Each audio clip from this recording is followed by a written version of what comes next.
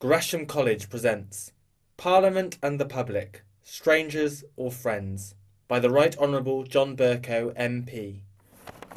Mr. Speaker, my lords, ladies and gentlemen, welcome to this Gresham special lecture, one of the highlights, in fact the highlight of the Gresham year. I'm Roderick Flood, Provost of the College, and I'm delighted to welcome all of you this evening. We're really honoured that John Bercow MP, Speaker of the House of Commons, has accepted our invitation to give this lecture. He is a notable addition to an already distinguished list of special lecturers, which becomes more distinguished. Mr. Bercow has proved to be a staunch defender of the rights of Parliament and, by extension, the people against an overmighty executive. He's had to cope, among other things, with the aftermath of the expenses scandal, which fueled anger against politicians who seem to set themselves apart from those whom they represent. In a recent profile in The Economist, Mr. Bercow was described as, to quote, charming, attentive, unflappable, and a bit odd. It's said that some Conservative MPs, and perhaps even the Prime Minister, have used other words to describe him. I'm, however, in the privileged position of being his constituent, and I know that he's universally regarded in Buckingham as not at all odd, as a really good constituency MP, an advertisement for the parliamentary democracy which he champions and leads in this country.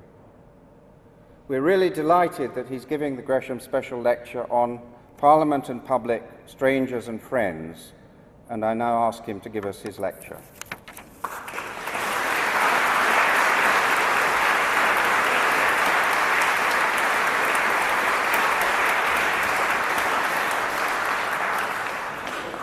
Sir Roderick, ladies and gentlemen, I'm bound to say that, having heard myself introduced, I can hardly wait to hear myself speak. I don't know whether you'll feel the same way at the end. That is a matter for legitimate speculation and conjecture. But as Sir Roderick pertinently observed, he is my constituent. I am, for better or for worse, I hope for better, his representative in Parliament, and I'm delighted to have Roderick and Cynthia Flood amongst my constituency flock. And it calls to mind quite an important point with which I shall begin, namely the enduring principle, ladies and gentlemen, that all politics is local. Whatever office you're privileged to attain and to continue to hold in Parliament, it depends ultimately upon your membership of the House of Commons, and that depends upon your capacity to continue to command the confidence of a constituency.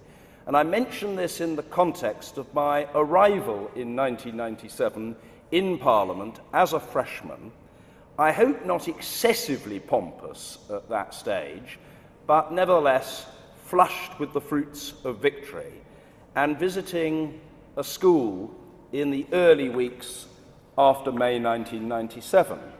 And I was being taken around the playground at Bercow Church of England School, which is in the eastern part of my division. And I chanced upon, but was not introduced to, a woman in the playground with whom I engaged in prosaic but worthwhile conversation, the culmination of which was her saying to me, so you're from health and safety then? Because I had remarked upon the softness of the playground surface and the unlikelihood of any child falling down, incurring any great injury. And I replied, no, actually, I'm Member of Parliament for Buckingham, into which area this school falls. To which, blow me down, a great counter to any early pomposity on my part, she replied, oh dear, and I thought you were important. So there you are. Now, I don't know whether I'm odd or not. That is not a judgment for me to make. It is something which I leave you to conclude. I think there are worse sins than being odd, and I think oddity is probably a matter of subjective judgment. But there is one other matter with which I feel obliged at the outset to deal, because it is a sensitive topic, which I suspect your natural Gresham courtesy will disincline you to raise with me directly, but which, if unaddressed, will lurk mischievously, and from my vantage point, ladies and gentlemen, perhaps perilously in the undergrowth, and which I judge therefore needs to be knocked on the head at the outset. And that is the sensitive matter of height. Very specifically, it has been suggested in some of the more downmarket parts of the newspapers, I use the term newspapers relatively loosely, you'll understand, when I have in mind the Daily Fail, that I am the shortest man ever to be Speaker of the House of Commons. Now look, just as our little secret within these four walls as we're in solemn conclave, ladies and gentlemen, let me be quite explicit with you. I am short. Whether I'm odd or not, I am short. I have always been short. I'm 49 years old and I remain short, and in view of the known impact of the ageing process upon physiognomy, the overwhelming likelihood is that I shall become inexorably and irrevocably shorter still. And I am as intensely relaxed about that continued and soon-to-be exacerbated shortness as the noble Lord Mandelson once famously said that New Labour was intensely relaxed about people getting filthy rich. But I'm not intensely relaxed about the matter of historical accuracy, and you would surely, to goodness, expect the Speaker to have done his research, and I shall, in that regard at any rate, not disappoint you. I have done, and it simply isn't true. It is a myth, pervasive myth, but myth nonetheless to say that I'm the shortest man to hold the office. Sir John Bussey, Speaker of the British House of Commons, from 1394 to 1398, Sir John Wenlock, Speaker of the House of Commons from 1455 to 1456, and Sir Thomas Tresham, Speaker of the House of Commons in 1459, are all believed to have been shorter than I am. Although I do have to admit that this was true only after all three of them had been beheaded. Indeed, no fewer than 7 of my predecessors met their end upon the executioner's table. One was killed in battle, and a further poor unfortunate soul was brutally murdered. So you will understand that this does enable me to view the present woes and challenges which afflict and confront the House of Commons with an appropriate sense of historical proportion. Whatever else happens to me, I'm unlikely to lose my head. It is a huge pleasure and privilege to be with you here this evening. The history of the Gresham Lecture Series is long and distinguished. This special lecture, I recognise, is a relatively recent innovation, having been established in 1985, but I'm flattered by the company that I'm keeping in being able to speak to you tonight through this particular platform. This is, I appreciate, a very eminent audience, and I hope that the words that I'm about to deliver are worthy of it. This is the sort of place and opportunity where a speaker should take the chance to say what he or she really thinks about a major issue, and to risk a little controversy in so doing, if that seems necessary. This I intend to do tonight. The title of my talk this evening is Parliament and the Public, Strangers or Friends? The answer to that question, in my opinion, is either both or neither. Both in the sense that there is a strong familiarity between Parliament and the public, but there are also areas of substantial mutual misunderstanding. Neither in the sense that the best word to describe the relationship between the two is not strangers or friends, but acquaintances instead. I think that this is an unfortunate outcome. It would be better if Parliament better understood the public and the public better understood Parliament.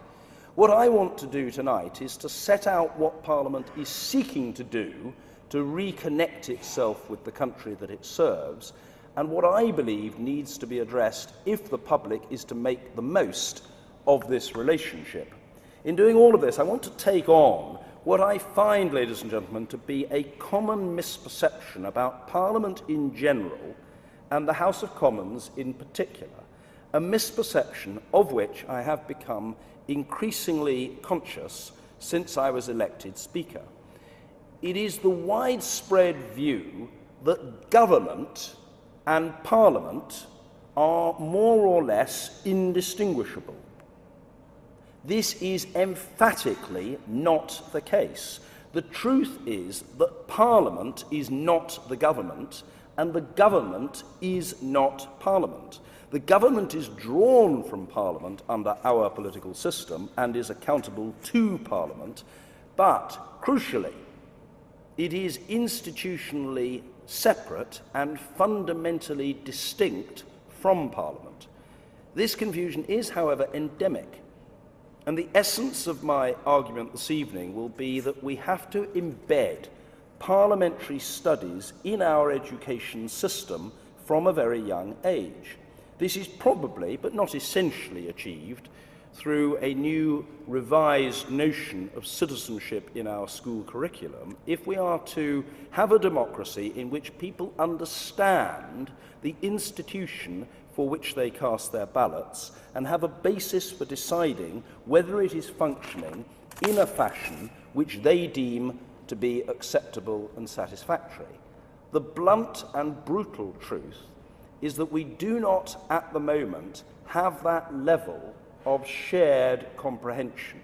And it is for this reason that our Parliament and the public are on one level both strangers and friends, and at another can be deemed to be mere acquaintances. Let me start, though, with Parliament itself. Parliament has absolutely no right to expect or to demand the attention, let alone the sympathy, of the public. The age of deference died some time ago, and on the whole, this was a mercy killing. The House of Commons is entitled neither to column inches in newspapers nor to specific minutes on television news broadcasts. If for the 2 or 3 decades or so before the 2010 general election, Parliament appeared to be marginalised in the media and elsewhere and considered a less consequential actor in the national theatre than it had been, then it was the role of Parliament not to condemn such perceptions, but to change them. Parliament has to prove constantly that it is worthy of respect and that it is relevant to the world beyond Westminster. There have been times in recent memory when it did not seem to be especially concerned about its declining reputation. The absolute nadir was reached 3 years ago with the revelations that became the expenses scandal. The House of Commons was faced with a choice between rapid change and permanent contempt. It did then choose to adopt quite radical reforms in the shape of recommendations from a committee led by Tony Wright, the then Labour MP for Cannock Chase, and their adoption, although not exactly awarded enormous publicity, when combined with the fresh blood offered by 228 new MPs elected in May 2010, has made a real difference. The novelty of a coalition administration has also created, I put it to you, an element of unpredictability that has also made the House of Commons a stronger institution. These have been very exciting times. To my mind, however, Parliament has to meet 3 crucial requirements to be relevant to the public. The first is the obligation to be topical, to be discussing the same issues that matter to the country as a whole and not conducting a private dialogue in our own language. To be recklessly honest once more, this has not always been the case. Parliament can be the prisoner of its own procedures. Much of our vocabulary is arcane, and the reasons why business is conducted in the manner that it is, and often for entirely rational reasons, appear close to incomprehensible to those outside of Westminster itself. We have too often satisfied ourselves with general debates that are very general indeed, and then do not always strike the electorate as the most consequential items of conversation. If we are not topical, then we will not appear relevant, and if we seem irrelevant, then Parliament and the public are indeed destined to be strangers. It has been one of my principal objectives as Speaker, deploying the limited amount of overt power and covert influence at my disposal, to realign Parliament and public in this regard. This is true as much for our style as for our substance. No one dislikes the boorishness, the dubious decibel democracy often associated with Prime Minister's questions, for example, more than I do. What does topicality mean in this instance? It does not mean slavishly following every newspaper headline. A very large part of what we do involves legislative scrutiny, and such scrutiny is not show business. When it comes to ministerial scrutiny, as opposed to the specifics of legislative scrutiny, it is wise to heed the mood of the public and to reflect its interest. If there are unacceptably lengthy queues at Heathrow Airport, to take a recent incident of note, it is right that public concerns are directed to ministers through Parliament and not simply aired through the press, and that ministers have to explain in and to Parliament what the public can expect them to do about the problem. This should, frankly, not have to wait until the next round of specific Home Office questions, which might be 3 or 4 weeks away, or for some general debate about immigration and passport control.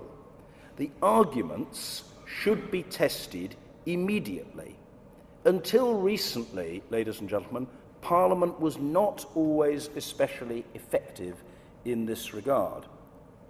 It was and is to remedy this that as Speaker I have deliberately reinvented the urgent question, capital U, capital Q, or UQ as it is known in Westminster parlance. The urgent question is a long-established parliamentary device which enables any Member of Parliament to petition the Speaker to call a minister to the House, often at but a few hours' notice, to answer on a matter which has emerged very recently.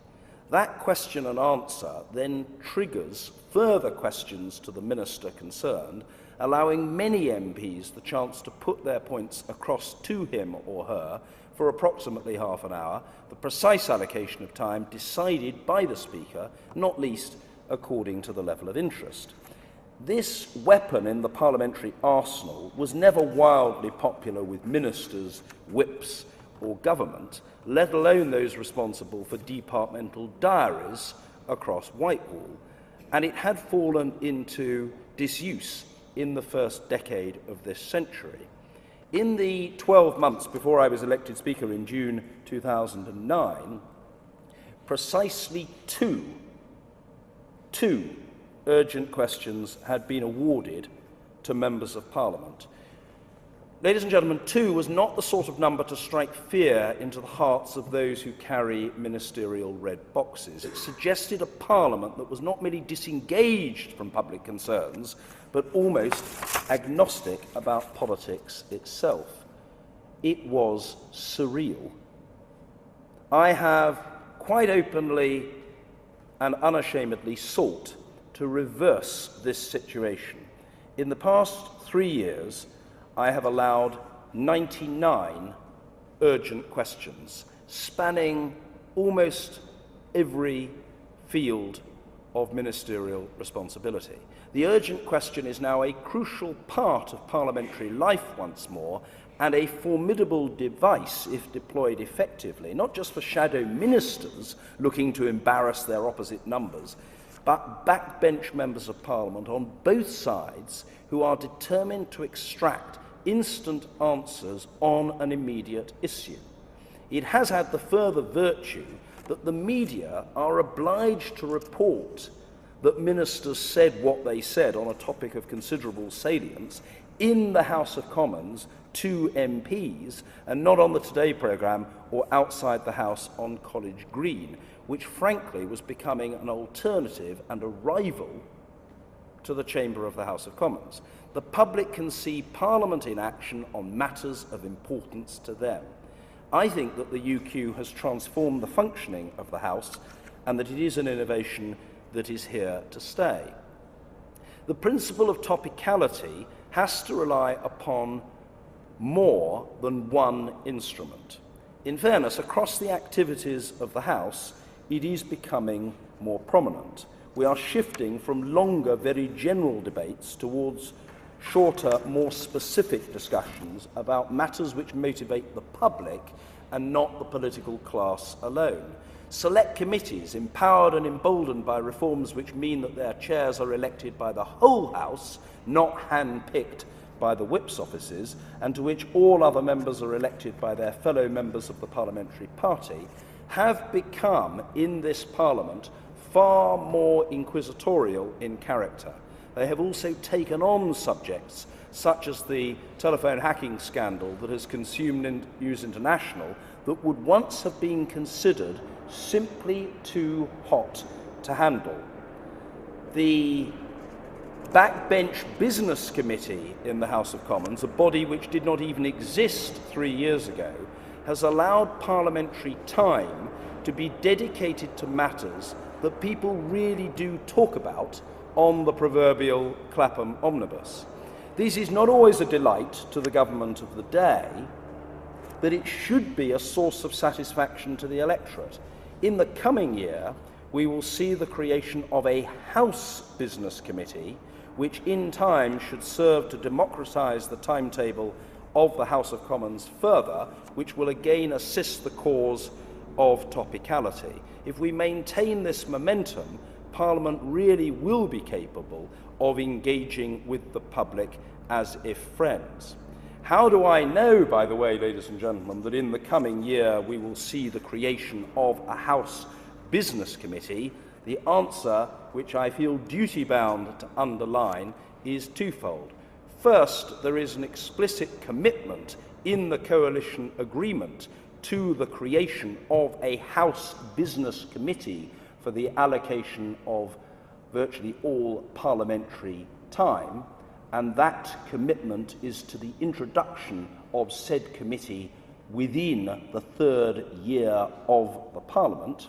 That's one reason I know that this important parliamentary development will take place this year. The second reason why I know that it will is that a number of honourable and right honourable members have recently inquired of the Leader of the House, Sir George Young, a notable parliamentary reformer, I may say, as to whether this remains the government's commitment and the government is minded, intending, determined to implement it in this, the third year of the Parliament.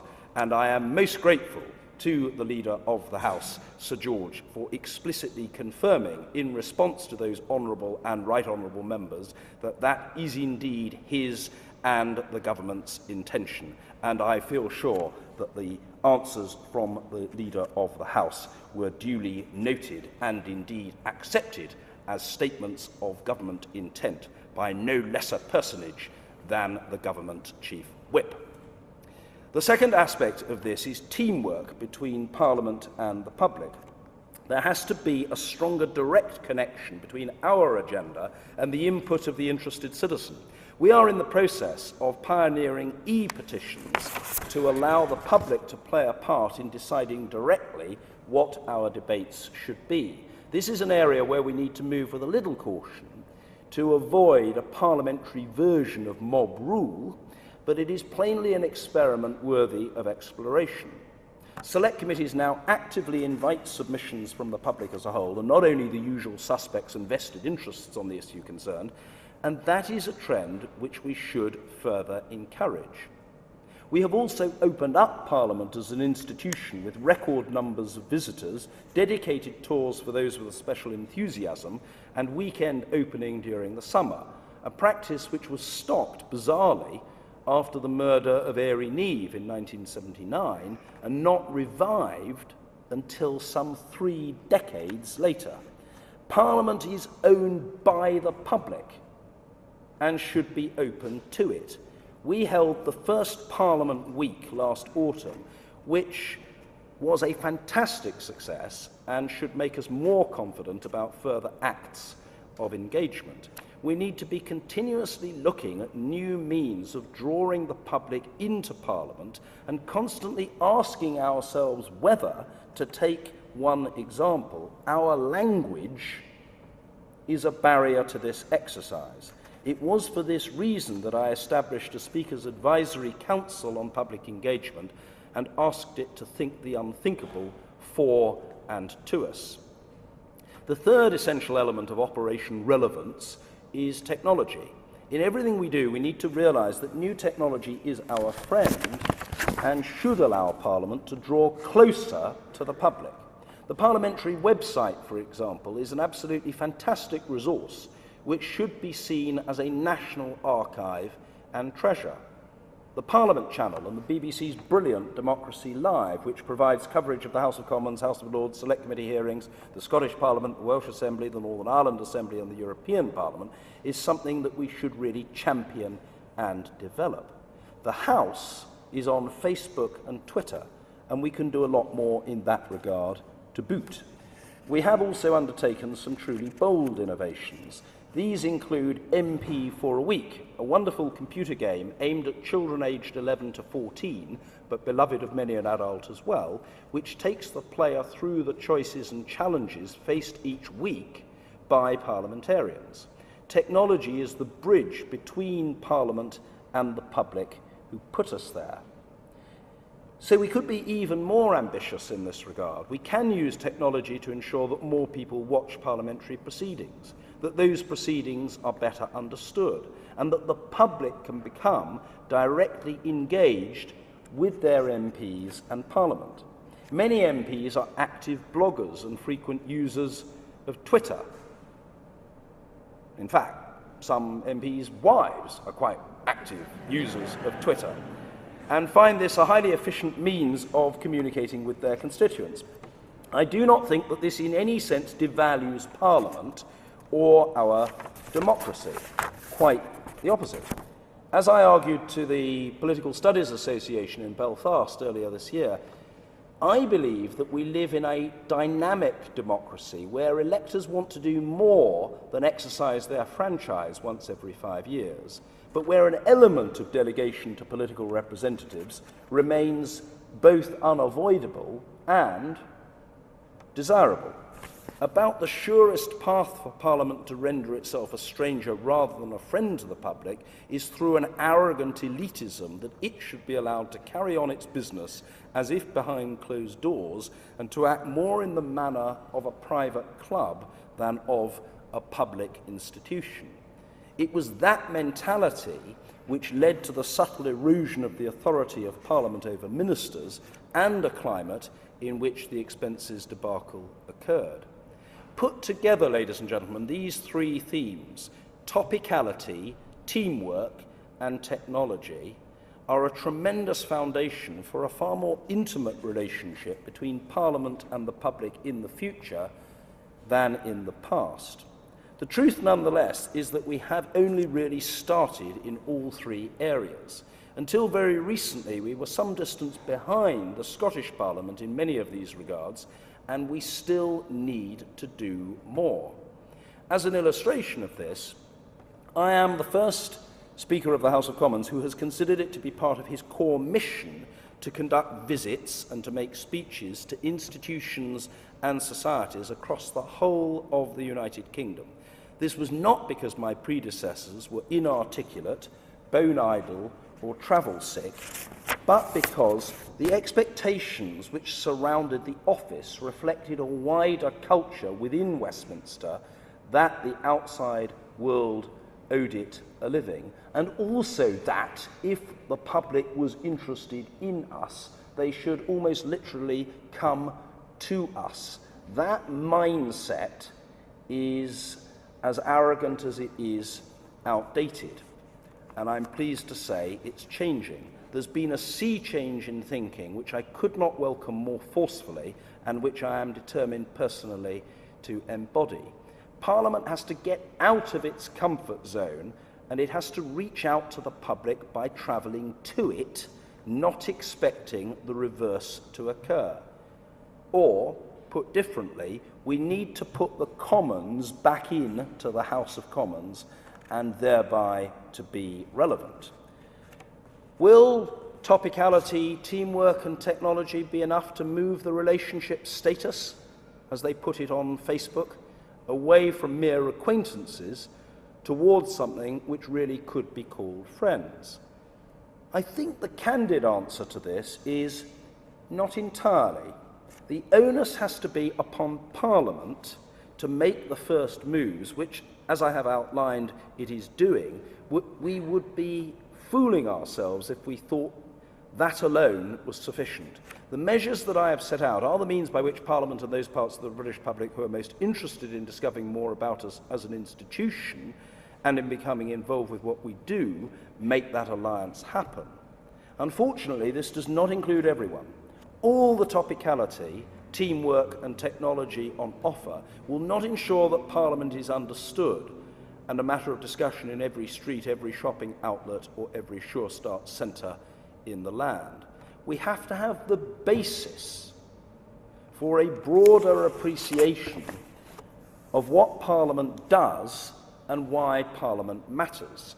This is essential if the conflation of government and Parliament is to be corrected. This has to start, ladies and gentlemen, with our schools. I am not a fan of nostalgia, which is not what it used to be, or fond of sweeping generalizations along the lines of young people today, nor do I intend to join the tediously long line of people who seem to achieve some sort of warped satisfaction from attacking teachers. I recognise that the composition of the national curriculum is a controversial subject, not least that part of it which David Blunkett promoted under the banner of citizenship, strongly influenced by Professor Bernard Crick, when David was the Secretary of State for Education in the first Blair government. This is not a partisan battlefield that I enter with any excessive enthusiasm. There is almost nothing that I can say here which could not be contorted as Speaker attacks someone or other. Such is life. What I'm about to say, however, is a sincere observation that I strongly believe needs to be made, and it is not aimed at or intended to be a criticism of, let alone an attack upon, any particular minister, policy, or political party. It is instead a statement of what I consider to be an important fact about our public life. It is, from what I can see, we do not teach the essence of constitutional civics. We simply do not do it with the same intensity and impact as appears to be the case in the United States, other European nations, or even many of the Commonwealth countries which have to some degree adopted the Westminster model of democracy. In the United States, it is absolutely central to schooling that students understand the essence of what the President, the Congress, and the Supreme Court are and do, and the basics of how a bill becomes a law. In Britain, ladies and gentlemen, it is actually possible not merely to travel through 11 or 13 years of formal schooling without knowing the difference between a first reading and a second reading, or what is royal assent. It is possible, indeed, to pass through 3 or 4 years of university without this knowledge, and even, in an extreme case, to acquire a degree in politics without encountering the core of UK constitutional studies. To put it mildly, this is a lamentable state of affairs. I think it is vital that we achieve a national consensus that we want this to change. I do not see any reason why it should not be possible to reach cross-party agreement on this. Much of what I am proposing involves elementary process, not partisan positioning. There are plenty of international examples upon which we could draw. Furthermore, as I've just set out, it can no longer be claimed that the resources required for this do not exist or would be expensive to assemble. We have the tools required via the parliamentary website, through Democracy Live, and in the form of generationally relevant educational aids, such as MP for a Week, to construct such a course. If the collective institutional will exists, then we could transform parliamentary education in our schools. I am not suggesting that other subjects would need to be jettisoned to do this, or indeed that vast amounts of time would need to be taken. Nor am I implying that Parliament is the only element of our democracy which is worthy of such a focus. I think we as a society would all benefit from a shared knowledge of what ministers do, how devolution works in Britain, what are the differences between central and local government in our country, where the policy boundaries within the institutions of the European Union lie, and why democracy is important and something to be cherished. Tomorrow I will have the immense, I would say inestimable, honour of welcoming Daw Aung San Suu Kyi, as it happens, a very long-standing heroine of mine, to the House of Commons to make a major speech in the historic setting of Westminster Hall. The people of Burma do not need any reminder of the significance of democracy, or, in their sad case, its current absence. In Britain, we often appear to be blasé about democracy and our democratic institutions. We treat it rather like we do our weather, something that just happens. We need to be more knowledgeable citizens than we are. Parliament is central to that understanding. I do not mind whether or not it is described as citizenship, but we do need a revolution in civics teaching. We should not accept ambitions which are less than, inferior to, those of the United States, or standards which would frankly not be tolerated in France or Germany. This should require, by way of corrective, no more than 30 minutes a week for school children between the ages of 7 and 16, although it would be invaluable if this time could be supplemented by democracy or parliament clubs meeting at lunchtimes or after school hours. The real boom in school councils, I run a competition for school councils across the country every year, and the interest grows annually. The real boom in school councils and the activities of the UK Youth Parliament show that there is an appetite for this.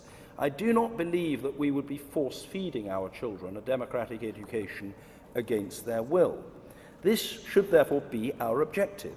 We should want all of our children to leave school as capable of identifying the difference between the government and Parliament, as we should want them to read, to write, and to be numerate. It is not an outrageous proposition. I would like to propose further that it should be our aim to ensure that every child in the country visits either Westminster or, if more practical for them, their devolved legislature in Edinburgh, Cardiff and Belfast, but ideally Westminster as well, at some stage in their school life. Already visits are taking place, I might add, on a greater scale in the past, not least in consequence of the wise, although I think at the time criticised, decision of Parliament to subsidise travel for children coming from state schools a long distance away from Westminster. Although there were some who grumbled that this involved public subsidy, I would argue, without fear of contradiction, that that was a right course of action, because it substantially increased the number of children who were able to come from far distant destinations who simply would not otherwise have visited Parliament. However, we need to go further and to build those numbers. If we need to raise commercial sponsorship to provide the funding for such an initiative, then I am more than happy to be the one who starts shaking the can for it. Conceivably even in Roderick Flood's village of Hadman.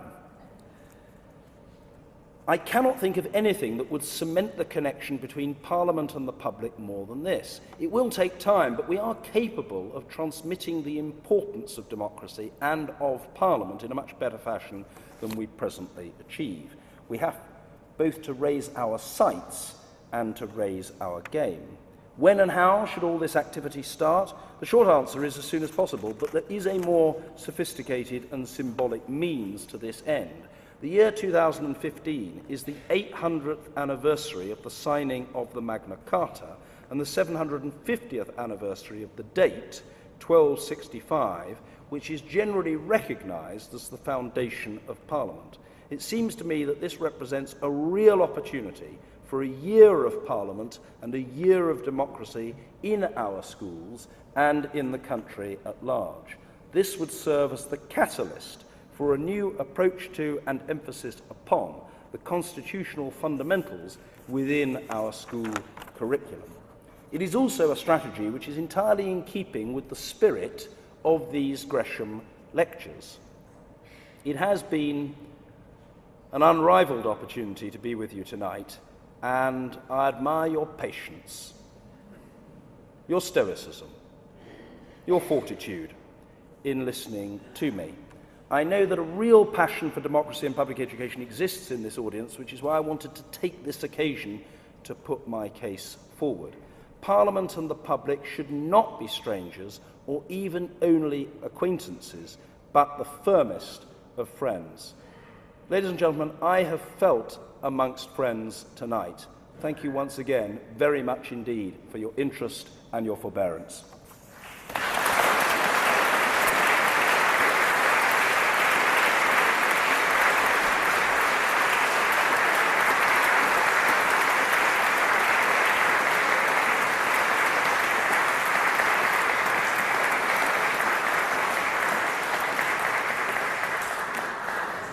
Mr. Speaker, Provost, Lords, Ladies and Gentlemen.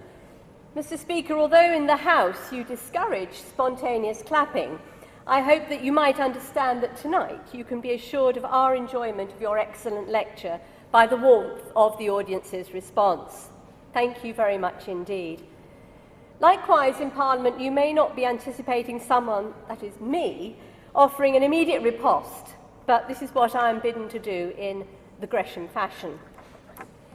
When you were elected as Speaker, your specific platform, as I understand, was to make the House and workings of Parliament better known. Your public engagement strategy is well underway, and you have opened up to us tonight the breadth of your vision with clarity, personality and passion. And we thank you for being here and thereby following your own agenda in bringing Parliament to the people, to us here tonight. And I know that this is only one of very many visits and talks that you make to a great variety of people of all ages and in many locations. The city that I suppose I represent, and yes, I'm happy to declare, as the Speaker has, I am actually the shortest of the current aldermen. The city and Parliament are closely related.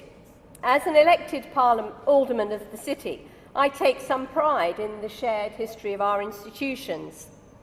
If Westminster is the mother of parliaments, then the city might venture that it is the grandmother, or perhaps to put it more politically correct, one might say that many of the procedures of the city's Common Council are similar to those of Parliament, and there were those who contend that Westminster Parliament was developed from the Common Council model.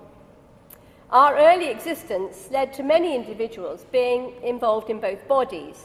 Indeed, at a time when Parliament was occasionally peripatetic, it met in 1523 at Blackfriars in the city. And Sir Thomas More, one of your many famous predecessors, was there chosen as Speaker, whilst he had already served for the city as Under-Sheriff and MP. Mr. Speaker, the formal title of your lecture is Parliament and the People, Strangers or Friends.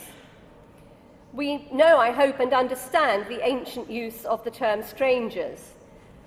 The Oxford Dictionary defines a stranger in the parliamentary sense as one who is not a member or an official of the House and is present at its debates only on sufferance.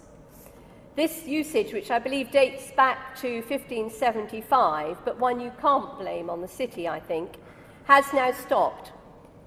In 1998, the term spying strangers was abandoned, and then in 2004, Erskine May dropped it from that edition of his parliamentary doctrine. Quite rightly, as surely this is the last impression that Parliament should give to the people who visit and exercise their democratic right to attend Parliament. But are we yet friends? In many ways, the issues that you have described are echoed throughout the institutions of our civic life, and especially in the respective areas of our interests in central and in local government. You've outlined a very comprehensive and laudable strategy and a thrust for working for public engagement, and I can't fault the intention and importance of the need to engage people and inform them so that our governance continues to be one of consensus and cohesion.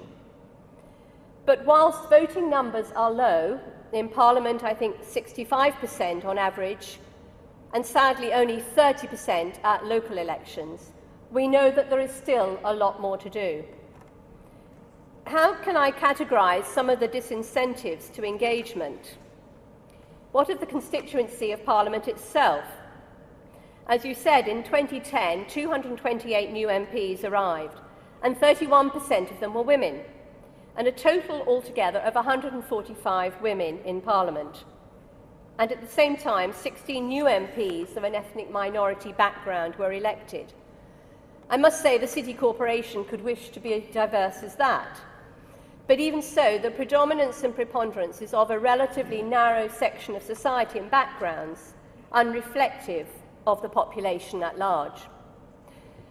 On the other hand, is it the internal debates and workings of Parliament that deter us from tuning in? In the 17th century, it's reported that there was an occasional great silence in Parliament, when no one could think of anything worthwhile to say about anything. Nowadays, there's no silence, but sometimes a lot of nothing worthwhile being said about everything. You've proposed the use of the current medium, but the parliamentary Twitter site, as I see, only has 75,000 followers, compared to, say, the FT at 750,000. Although Gresham itself only has 974, and I think we could do a bit better at that. BBC Parliament TV only receives 133,000 viewers on average per day, which is about 0.3 of the population. But this is counterbalanced to the interest in political activity at large, with over 10 public protests a week in the square mile alone.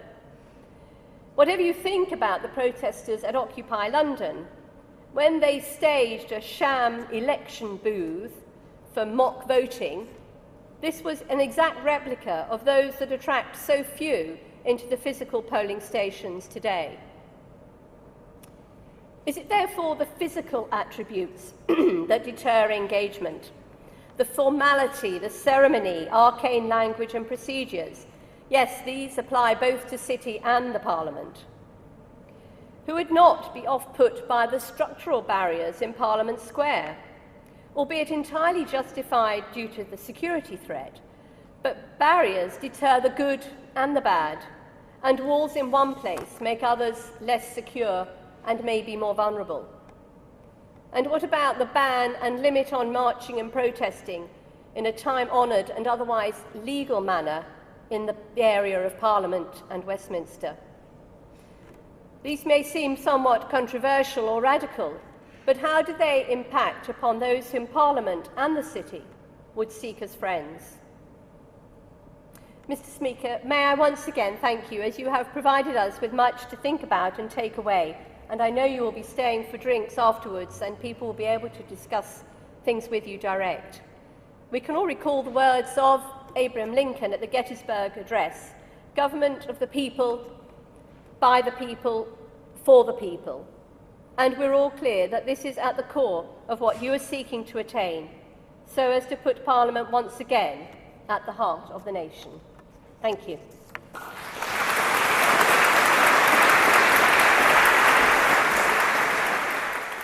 For all information, please visit www.gresham.ac.uk.